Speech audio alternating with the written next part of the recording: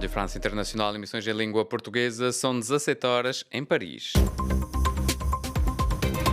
Marco Martins.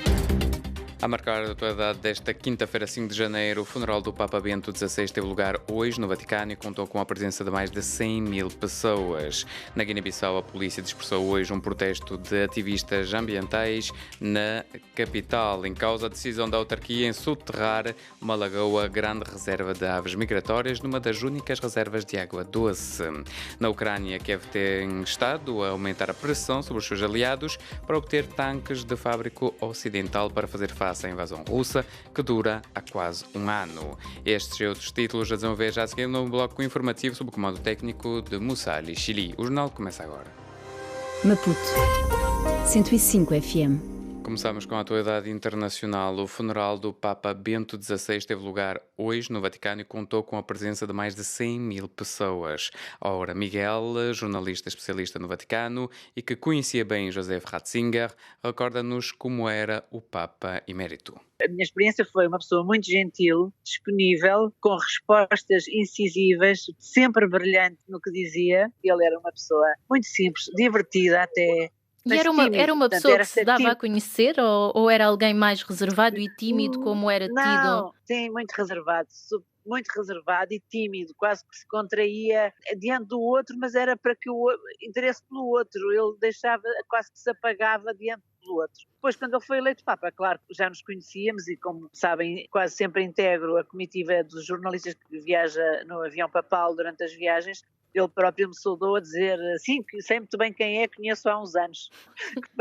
Foi muito simpático, mas ele tendencialmente era muito simples e discreto, talvez demasiadamente discreto para o que os jornalistas gostam, por isso é que ele não tinha assim muito boa imprensa.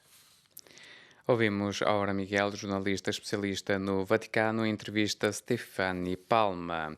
Milhares de católicos angolanos também prestam uma última homenagem a Bento XVI.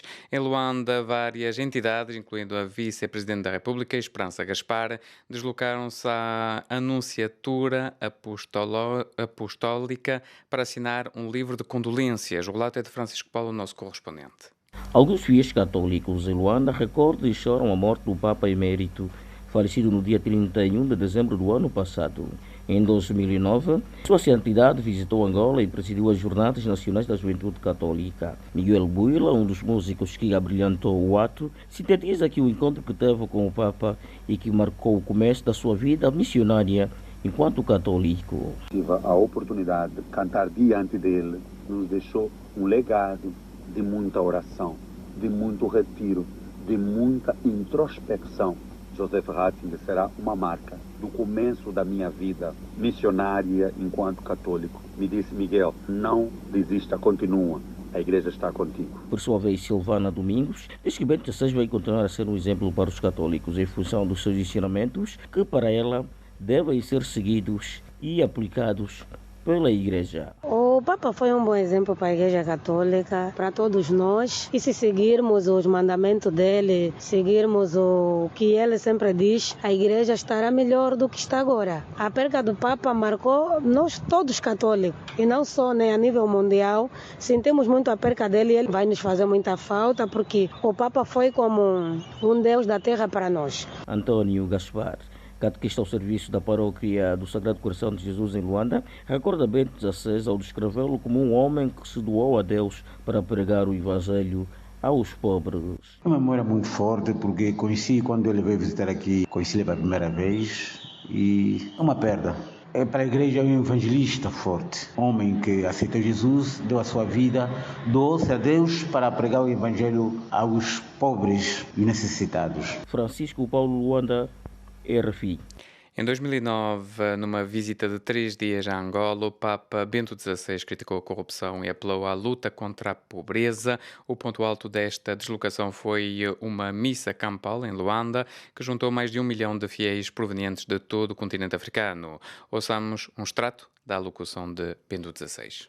Celebrar esta missa convosco, meus irmãos e irmãs em Cristo, vindos das várias regiões de Angola, de São Tomé e Príncipe e de muitos outros países. Com grande afeto no Senhor, saúdo as comunidades católicas de Luanda, Bengo, Cabinda, Benguela, Uambo, Huila, Cuando, Cubango, Cumene, Kwanza Norte, Kwanza Sul, Lunda Norte, Lunda Sul, Malange, Namibe, Mojico, Uíche e Zaire.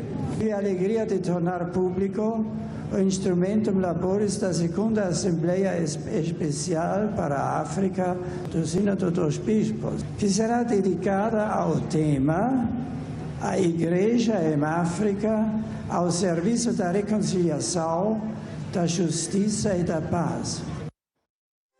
Bissau 94 FM. Continuamos com a atualidade na África lusófona. Na Guiné-Bissau, a polícia dispersou hoje um protesto de ativistas ambientais. Na capital, em causa a decisão da autarquia em soterrar uma lagoa, grande reserva de aves migratórias, numa das únicas reservas de água doce.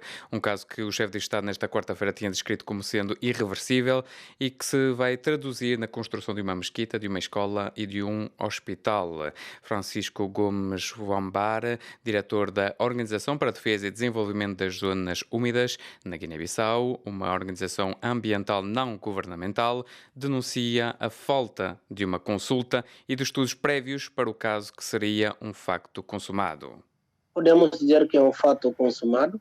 Não consultaram, não fizeram uma consulta pública, não tem um estudo de impacto ambiental. Contactar autoridades é extremamente difícil, é uma coisa já decidida que vai ser feito. Então, o que mostra um grau de autoritarismo no país, aquilo que nós podemos descrever como violência estrutural, que é característico ainda dos países como o nosso. O mesquita aí, não podemos dizer se por questão religiosa, nós não entramos nisso. A questão religiosa, cada um é livre de escolher a sua religião, de praticá-la onde quiser, mas ali foi construída como um parque, tendo em conta as suas funções ecológicas. É uma área que recebe água que vem dos bairros periféricos, que vai se tornar daqui a pouco uma área soterrada completamente. Essa água que ele armazena, que é a água da chuva, onde é que vai? Essa é a nossa maior preocupação.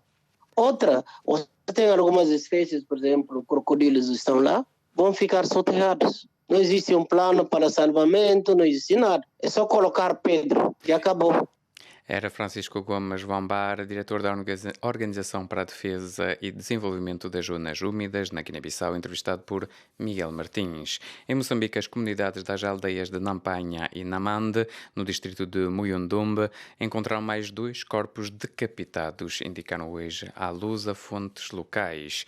Prosseguimos com a atualidade europeia. Na Ucrânia, Kiev tem estado a aumentar a pressão sobre os seus aliados para obter tanques de fábrica ocidental para fazer face à invasão russa, que dura quase um ano. A França acaba de aceitar entregar tanques. A Alemanha também está a estudar essa possibilidade. Mais por nós com Miguel Martins. Até o momento, os europeus entregavam à Ucrânia apenas tanques de fabrico soviético. A França prometeu nesta quarta-feira entregar tanques de combate ligeiros AMX-10RC de fabrico nacional. O presidente Emmanuel Macron confirmou nesta quarta-feira ao seu homólogo ucraniano Volodymyr Zelensky, sem avançar com pormenores quanto ao número de tanques nem quanto ao calendário de entregas. O caso suscitou já reações na Alemanha. Marie-Agnès Strack-Zimmermann, dos liberais do FPD, e membros da coligação do chanceler Olaf Scholz, apelou a que Berlim siga o exemplo de Paris. A Ucrânia deve ganhar para defender também a nossa liberdade e os nossos valores, e tal só se pode fazer com a utilização de tanques, afirmou esta dirigente partidária. No entanto, os sociais-democratas do SPD, do chanceler alemão, até o momento descartam entregar tanques à Ucrânia, não obstante afirmarem estar em concertação com os americanos neste dossiê, sublinhando que o país tem, porém, garantido a entrega de armamento a Kiev. O presidente russo Vladimir Putin terá ordenado esta quinta-feira a declaração de um cessar-fogo de 2 dias entre 6 e 7 de janeiro na Ucrânia, horas depois de o patriarca da Igreja Ortodoxa ter pedido o fim das hostilidades durante o Natal ortodoxo. Estamos a chegar ao fim deste jornal. A informação continua na internet, na página rfi.fr/pt, nas redes sociais Facebook ou Twitter. Basta procurar RFI Português.